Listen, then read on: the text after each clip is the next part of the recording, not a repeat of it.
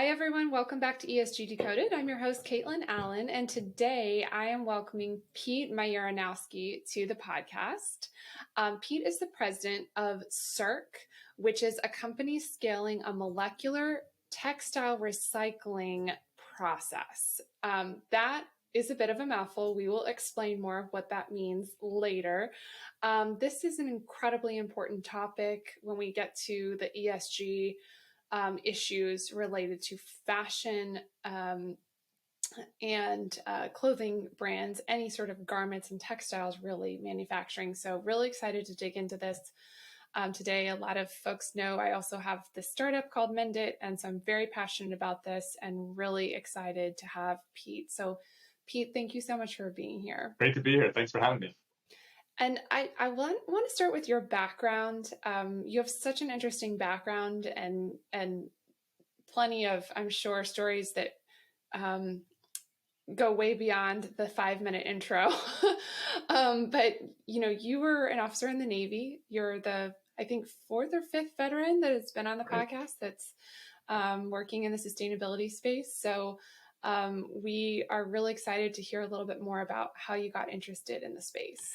Yeah, well, first on the veteran comment, that's great to hear. Not totally surprising. I think it's a wonderful finishing school to prepare you to be an entrepreneur because you often are under-resourced, you have imperfect information, and you have to lead a team to accomplish a goal without all those resources. And so that's been a very helpful background for me. But my passion for the environment started in the Navy. One of my first collateral duties was a boarding officer boarding ships smuggling oil out of Iraq against UN sanctions.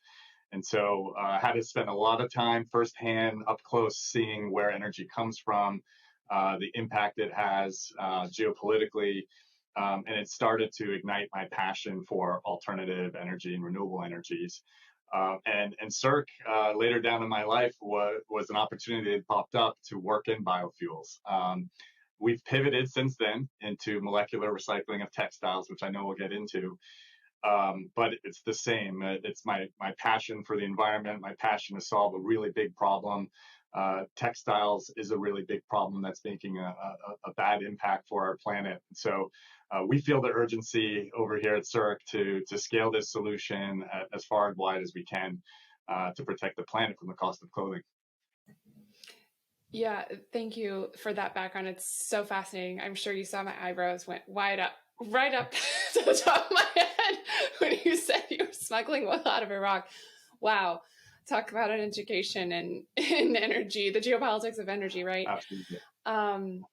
Wow. Well, I think, so one thing you've mentioned, you guys started in biofuels and have pivoted to textile recycling. I think that's a fascinating story. But before we get into deeper into that, let's talk a little bit about that ESG pressure today on manufacturers and brands. You've mentioned circular economy. A few of our episodes, I think we've talked about it, but I don't think in a lot of depth. So let's start with that. How do you think of the linear economy versus the circular economy? Yeah, linear economy is just not sustainable, pun intended. When you look at a massive consumer industry like fashion and textiles, and the fact that we're adding another 900 million people to the planet by 2030, we can't grow any more cotton. We're already at peak cotton as an example, and so circularity is inevitable. And I think the pressures are coming now. You refer to those pressures. For a long time, a $10 t-shirt has stayed $10. And the way to do that is to keep moving production to places where it's cheaper or maybe not very heavily regulated. And that has some perverse effects from every aspect of ESG. And now, with information becoming much more readily available, consumers are becoming very educated. And the fashion brands and retailers are really good marketers that happen to sell clothing.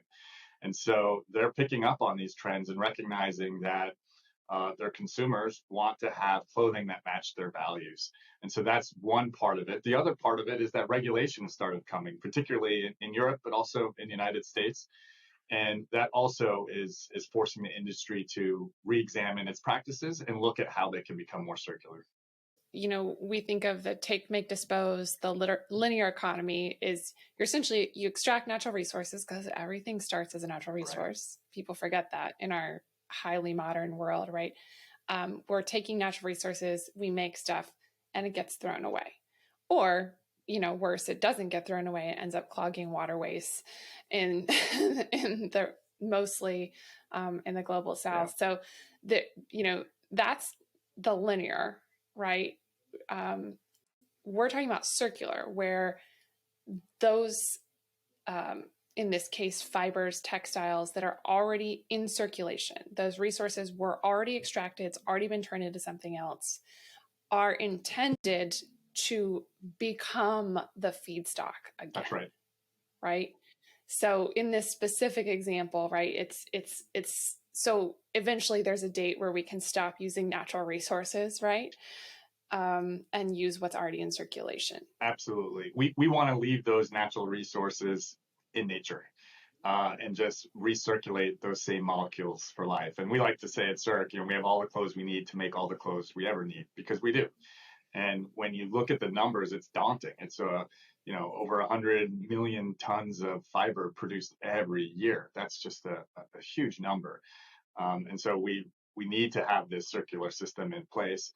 And that's what we do with our solution. We're able to take those textiles that were on their way to the landfill or worse, incineration, and break them apart and purify them again so they can go right to the very beginning of that supply chain and be remade into new clothing. And we can do that again and again.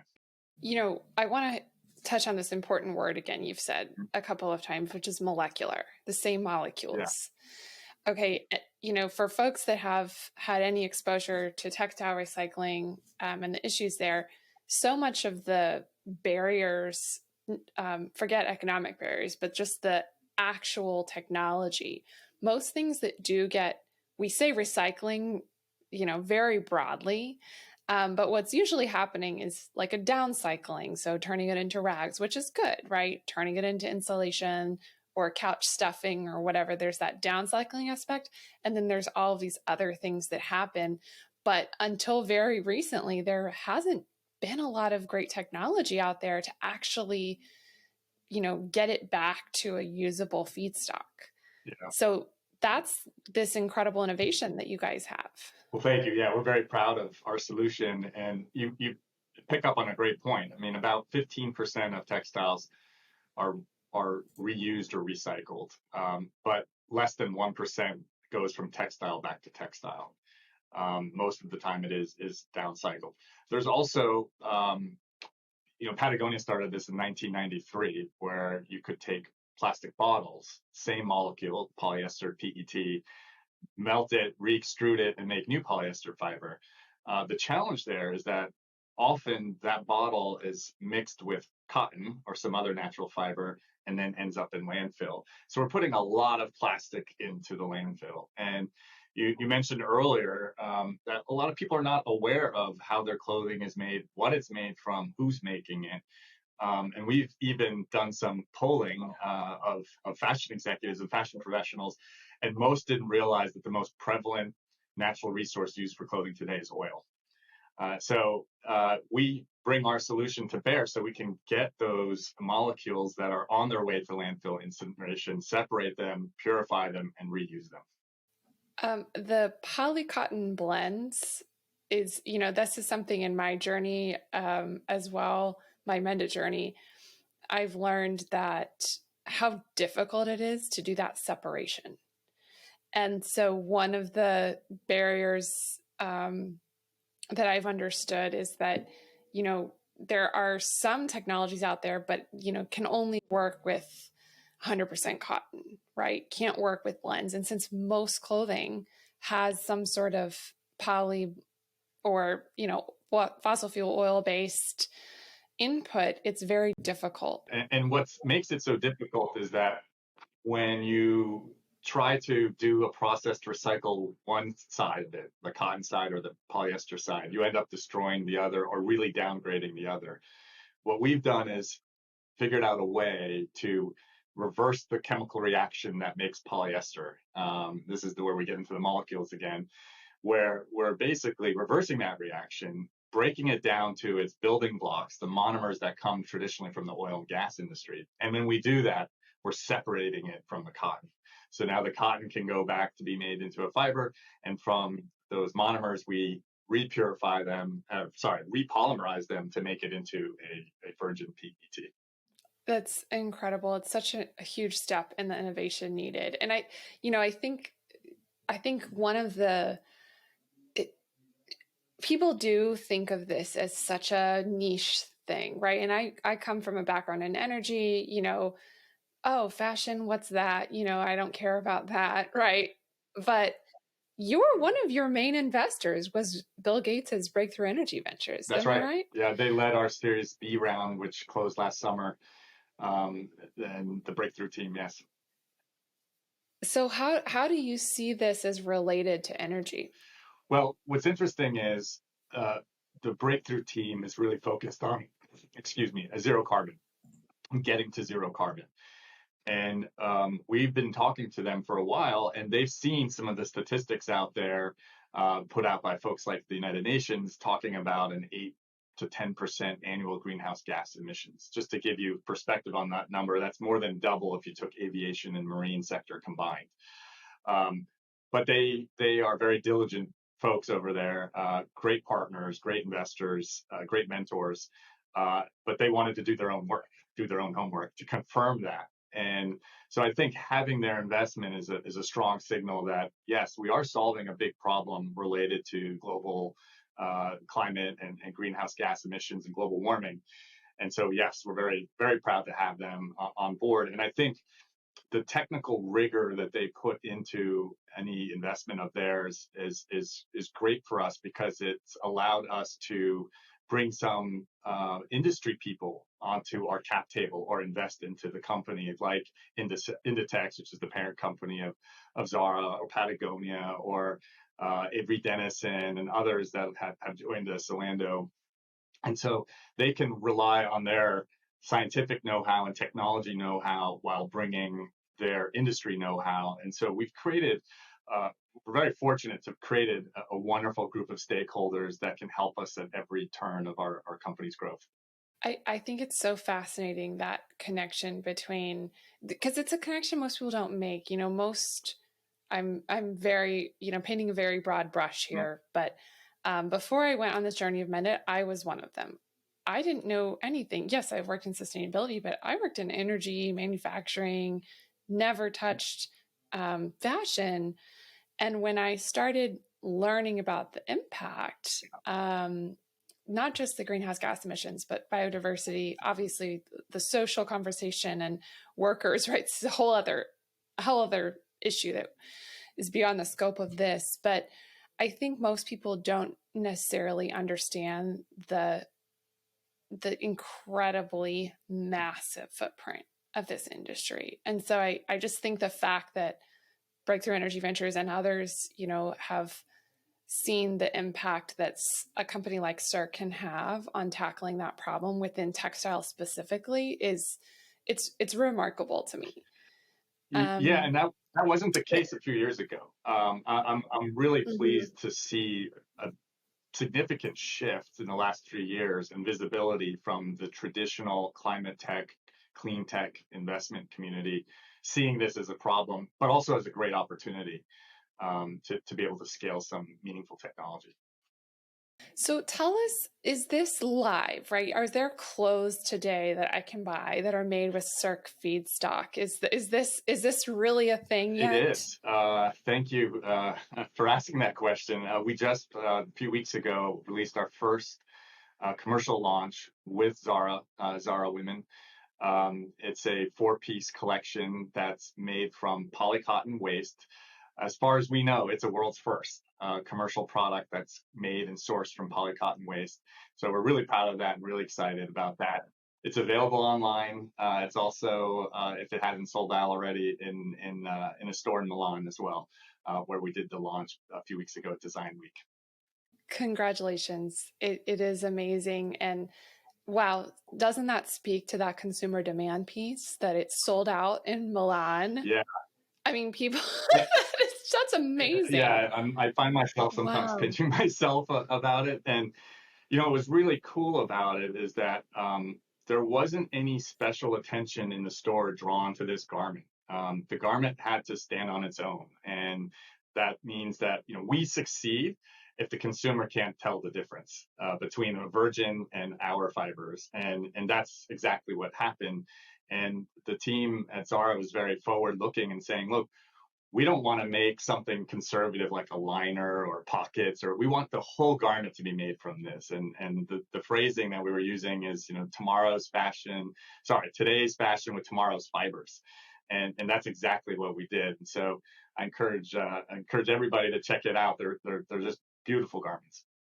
Oh, that it's so exciting. It's so exciting to, we're in such a fascinating time where there's so many firsts. The first of this, the first of that, and hopefully when we're all someday retired, we'll be looking back thinking, I can't believe we were there, Yeah, right? When this first thing I happened. felt like That's telling awesome. customers that were looking at it like, hey, this is your opportunity to buy a piece of fashion history or textile history for 49 euros, but I did not. That is awesome. Well, okay, so you have, the technology, it works. You have had your first launch with a major name brand, which has been already incredibly successful just in a couple of weeks. So, um, amazing. And also, it's just the first of hopefully many. But what are the other gaps, right? If we're talking about, so there's amazing traction, there's a desire to scale this, but it, not, we both know that it's not just going to take Circ technology to get to circular economy. What are the other gaps and challenges you see for this industry in moving to a circular model? Yeah, as much as we're celebrating this win, it's not enough. We need to do so much more, and so that really brings up the gaps that you referred to, and there are a few. I like to say that circularity is a road ridden with chicken and egg situations, and one thing you need is to have solutions like ours scale, or existing solutions. So that 1% of textiles gets recycled back to textiles. That's technology that's been around in one form or another for quite a while, mechanically opening up usually pure cotton garments, getting those fibers and then respinning them with a virgin fiber or recycled bottle fiber so you'd have strength. That's important, and you see that's where there's been a lot of growth recently. But then the next is going to be the molecular recyclers. There are some that are more focused on cotton-rich feedstock, some more poly feedstock, and then us kind of doing it all. And so what's next for us and what we're laser focused on is our first large-scale facility. And what I mean by that is 60,000 tons per year, give or take, facility. But when you look at that compared to 100 million plus tons a year, it's still just a drop in the ocean. And so, what's going to unlock this, and what are the gaps, right? Well, we need a better collection, sorting, aggregation system for post-consumer waste. Europe is working on it probably the most. A lot of that's being driven by legislation. By 2025, you'll no longer be able to landfill textiles. Until then, I think a lot of these technologies will scale on the manufacturing waste. What I didn't realize, certainly until just a few years ago, is to make this shirt, there's another shirt worth of waste along that whole supply chain, from spinning to the fiber, to fabric to cutting and sewing. And so that's a great place to start while the collection catches up. The collection piece needs to catch up and hasn't caught up because there was no place to really monetize things after you collect it. That's the chicken and egg. You need solutions like Circs to scale so that then that can justify that investment. But it's starting to happen. One of the other things you mentioned, so the gap of scale, right, or the challenge of scale, the challenge of chicken and the egg to get there. Do you see a role for, I mean, US and Europe are so different, right? Europe has a lot of very stringent regulation coming into effect. One of the ones you just mentioned about not being able to landfill textiles by 2025. We see somewhat less of that in the US. But, when I talk to, general counsel profiles of these companies, people are expecting regulation here too. In the US. So I just find that interesting. Do you have any thoughts on what you're seeing or trends, what you guys are expecting? Yeah. So interestingly, Massachusetts has banned the landfilling of textiles as well. And we're seeing other legislation both in New York and in California. California, it's going through the legislation right now, a bill for an EPR system, extended producer responsibility system, for textiles.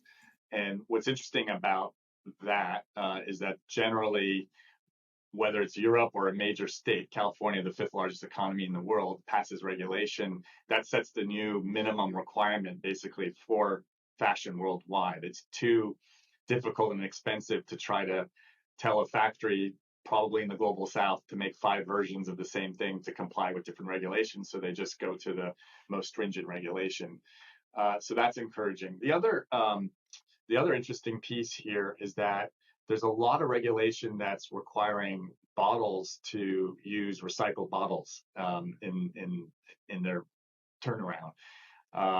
And that's also happening in California and in Europe. And in Europe, it's, I think, 25% required. In California, it's a step up to get to 50% required. And that's forcing the textile industry to say, well, we can't use the bottle story anymore.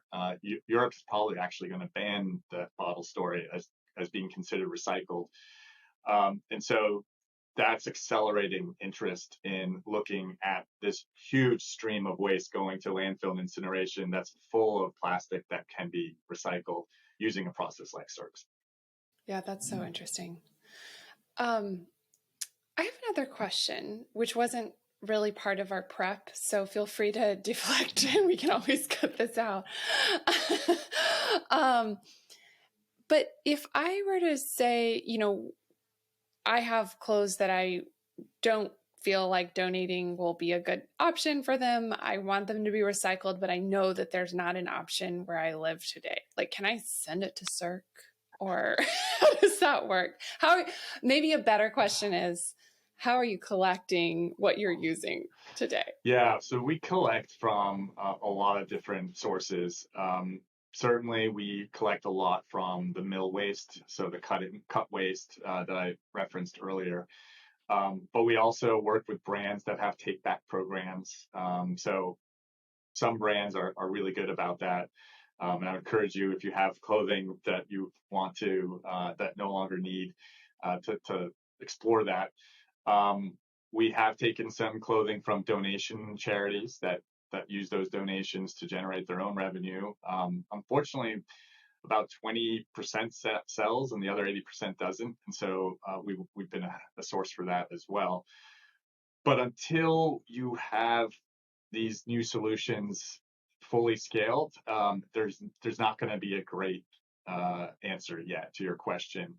And so I get asked that question all the time, and I encourage people, please try to keep a pair of pants as long as you can, repair it or find somebody who could use it. Yeah, use Mendit. There you go. Yep. And yeah. And then donation is probably the next best thing. Yeah, I think that piece is so interesting, and it's something we're clearly building into our product roadmap at Mendit as well. And I think it's to your point, it's just one of the pieces of the evolutionary puzzle of this, and we're at such an early stage. It's a really really interesting time to be in this space.